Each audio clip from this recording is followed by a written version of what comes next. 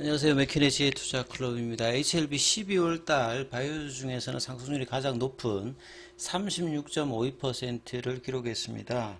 자, 그리고 오늘 오후에 주식 양도세 관련되는 부분에서 다시 이제 완화 관련되는 부분들이 이제 대통령실 관계자의 발언으로 이제 보도가 되었고요. 그래서 이 금주의 발표 전망이 좀 나오고 있습니다. 이 부분 한번 살펴보도록 하겠습니다. 자, 주말에 나왔던 기사 중에서 HLB 관련 기사, 결국 이제 내년도 이 금리나 관련되는 부분에서 성장주, 가장 이제 금리 단에 영향을 많이 미치는 게 이제 제약바이오죠. 그래서 내년도 본격적인 이제 연준에서 언급했던 이 금리나의 어떤 수혜를 볼 수 있는 어떤 부분들이 매크로 변수에서 나오면서 이 기관들의 리포트도 많이 나오고 있습니다. 그래서 이 단순히 이제 금리 인하가 되면 유동성 공급으로 올라가는 것이 아니라 이 밸류에이션을 잡을 수 있는, 그러니까 바이오 쪽에서는 이제 매출액이라든지 이익 관련되는 이런 부분들은 제한적인 어떤 종목들이고요. 실질적으로 이 임상 관련되는 부분이라든지 신약 관련되는 허가 관련 어떤 모멘텀의 어떤 선별적인 이슈가 있는 종목들이 이제 이런 어떤 흐름들에 많이 나올 수 있는 어떤 부분이라고 봐야 됩니다. 그래서 신약 개발이라든지 실적 호재 관련되는 부분은 바이오텍 입장에서는 뭐 그렇게 해당 사항이 없지만 신약 관련되는 임상의 전개 정도, 그러니까 HLB 같은 경우에는 리보세라니까 캄릴리주막 같은 경우가 이제 임상이 끝나서 최종적인 NDA 신청에 의해서 최종 결과가 나오니까 거의 이제 막바지 단계에 있는 부분의 흐름이기 때문에 상당히 이제 이 상업화에 이제 건접한 어떤 기대감으로 주가 상승의 어떤 기대가 나올 수 있는 어떤 매크로 변수는 지금 잡혀져 있는 상태입니다. 그래서 KRX 300 헬스케어 지수가 이번 지난주에 보면 이제 월초 대비해서 한 2.79%, 그래서 코스피 상승률에 보다는 좀 더 윗돌았거든요. 그래서 KRX 300 헬스케어 지수가 연초부터 이달까지는 3%. 그러니까 연초 대비해가지고는 큰 뭐 흐름이 없는데, 이 코스피 지수 상승률에는 10% 상승률 대비해서는 뒤처져 있는 상태입니다. 근데 최근 들어서 그동안의 어떤 부진을 좀 만회한 듯한 모습이 연말 정도에 이제 종목별로 좀 나타나는데, 가장 크게 그래도 지금 움직였던 게 최근 12월 달에 많이 움직였던 게 HLB죠. 그래서 36.52%, 대형주가 뭐 이렇게 움직인다고 하는 게 작은 게 아니거든요. 36.52%로 바이오주 중에서는 가장 높은 상승률을 보였고, 그 HLB는 어제도 제가 영상 올려드렸습니다만 2015년도부터 2016년, 2017년, 2018년, 뭐 2019년도까지 한 4년 정도를 보게 되면 장기적으로 상승을 했고, 2019년도에는 뭐 숏스키즈까지 9월달 에즈모 학회에서의 어떤 결과로 뭐 9월달, 10월달까지 아주 급등하는 부분을 단기적으로 이어가면서 저점 대비해서 뭐 10배까지 올라가는 이런 어떤 연간 상승률, 그 전에 장기 상승률 할 때는 뭐 100% 넘는 부분들을 여러 번 뭐 기록했고요. 2020년도 이제 코로나 이후에는 2019년도 위안 관련되는 부분들이 이 결과를 맺지 못하면서 이 가난 관련되는 부분이 이제 삼상이 글로벌로 진행이 되면서 그동안에는 박스권의 흐름으로 연중에 저점 대비해서 뭐 50% 100%는 올라갔습니다만 추세적인 반등은 안 나왔는데, 이 내년도는 그동안에 좀 부담부이었던 금리가 일단 떨어지고, 내년도는 그간의 이제 개발 관련되는 부분에서 이제 최종적인 결과를 사상 최초로 HLB가 최종 관문까지 와 있기 때문에 이전하고는 좀 상황이 좀 다르다, 이렇게 보실 수가 있습니다. 그래서 FDA에다가 이 간암 치료제 관련되는 허가 신청을 지금 한 상태로 3월 달에 레이트 사이클 리뷰 미팅과 여기에 이제 캄넬리주막 관련되는 부분에서 항서제약의 이 CMC 이슈가 어떻게 나오느냐, 주가는 이제 그때 가서 움직이느냐, 지금부터 움직이느냐, 이게 이제 가장 뭐 중요하다고 제가 말씀을 드렸는데, 통상은 6개월 전부터 움직인다.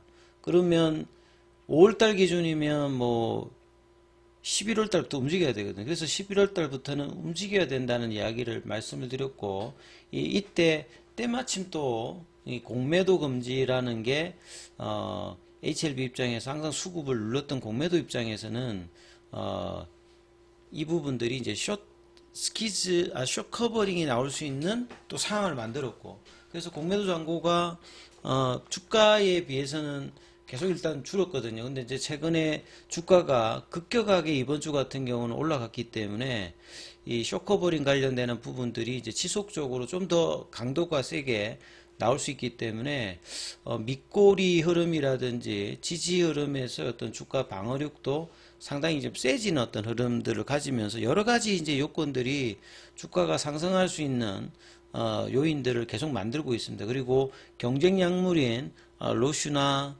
이 아스트라제네카 제품 자체의 어떤 단점들이 계속 나오고 있기 때문에 베스트 인 클래스로 리보세라니까 이 캄델리주맙의 이 간암 관련된 1차 치료제의 어떤 성공 기대감들이 계속 이제 키오 오피니언 리더들의 언급들과 더불어서 형성들을 하고 있는데, 그래서 이제 주가도 이제 12월 달에는 이런 부분들을 반영하고 있다.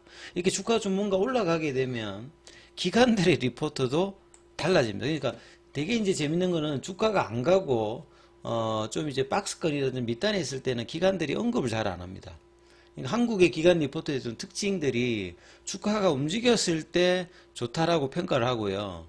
그 다음에 떨어지게 되면 그 고점에서 이제 그 뭔가 매도 시그널을 주는 게 아니라 또 떨어지면 또 나쁘다라고 평가를 하기 때문에 이런 어떤 이제 코멘트를 가지고 장기 투자를 하기는 상당히 좀 어렵죠. 왜냐하면 가격이 낮고 뭔가 좀 가능성이 있을 때는 이 코멘트가 안 나오니까. 그리고 어느 정도 올라왔을 때 항상 그 뭔가 언급이 되고 하는 부분들을 개인 투자자들은 반드시 이해를 하셔야 됩니다. 그래서 저점에서 살려고 하면 이 기관들이 뭔가 언급이 없을 때 밑단에서 사야 되고요. 그 다음에 이제 기관들의 어떤 그 뭐 언급의 횟수들이 굉장히 많아지고 이제 주가가 올라갔을 때는 이제 매도로 뭐 대응하는 이런 부분들이 이제 필요한데, 최근에는 이제 이 언급의 횟수들이 12월 달 들어서 주가가 올라가니까 이제 본격적으로 나오기 시작합니다. 그럼 내년도 3월 달, 5월 달에는 많이 나오지 않을까 싶습니다. 왜냐하면 시가총액은 이런 상태에 있는데 코스닥이 있을 때 이렇게 그 커버링 하는 이제 증권사가 많이 없었거든요. 이 HLB 같은 경우에. 그래서 이제 이게 다음 주에 코스피전 관련되는 임시주총에서 코스피전까지 간다고 하면 향후에 패시브 자금이라든지 커버리지 하는 어떤 증권사도 늘어지면 여러 이제 심리적인 그리고 수급상에서도 긍정적으로 볼 수 있다, 이렇게 볼 수 있습니다. 그리고 신약 개발 관련되는 소요 기간 뭐 수익 상승 이게 멀기 때문에 그 금리 단에 영향을 받아서 멀티플이, 그러니까 금리가 한 1% 왔다 갔다 하는 에 따라서 주가가 한 15% 그러니까 한 3% 왔다 갔다 하면 반토막이다. 그리고 만약에 이제 금리가 지금보다 뭐 반대로 이제 그 정도 떨어지게 되면 지금 주가 대비해서 또 뭐 더블도 나오고 뭐 이런 어떤 흐름들이 이제 금리 단의 영향으로 해서 바닥 국면에서는 뭐 발생할 수 있다는 부분들을 투자자들은 또 반드시 좀 알아야 되는데, 이게 뭐 무차별적으로 올라가기보다는 선별적으로 이제 올라갈 가능성이 많고, 그래서 가능성이 높은 종목들에 대해서 집중을 하는 부분들이 계속 이제 언급이 되고 있습니다. 그래서 뭐 동일한 어떤 내용들의 기사들이라고 보시면 되겠고요. 그 다음에 이제 주식 양도세 관련되는 부분에서는 이 오후장만 그러니까 오후에만 기사를 아까 제가 봤을 때 이 좀 소식이 없는 듯 하다가 그 이후에 이제 기사가 나왔습니다. 그래서 이것도 이제 대통령실에서 이제 관계자가 좀 언급을 했기 때문에, 지난주 같은 경우에는 또 이제 정치인들이라든지 뭐 이런 쪽에서 이제 뭐 발언들이 나왔다면 이 대통령실 핵심 관계자가 연합뉴스에 이렇게 좀 이야기를 했기 때문에 상당히 이제 다음 주에 이 부분들이 이제 주식시장에 또 이제 긍정적으로 영향을 주니까 제약바이오에도 이제 주가가 올라갔을 때 대주주 양도소 때문에 좀 팔아야 되는 어떤 수급이 이런 부분으로 좀 완화될 수 있기 때문에 상당히 또 연말까지 수급 상황에는 뭐 긍정적인 어떤 이슈가 되겠죠. 그 결과는 이제 구체적으로 어떻게 또 나올지 모르겠습니다만 지금 이제 분위기로 보게 되면 대폭 완화, 기존에 이제 10억에서 30억이냐 50억이냐 이런 말들이 이제 지난주에 있었는데 30억이 될 것 같다. 근데 바람은 한 50억이었다.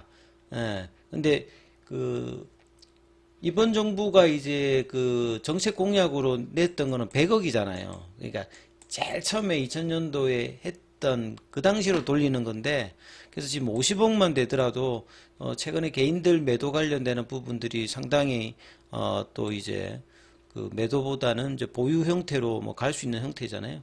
그래서 주식 양도세 폐지 자체가 이 공약이었기 때문에 올해의 연말에 이렇게 뭔가를 시행하는 것이 지금 상당히 뭐 중요한 부분이 보여질 거고요.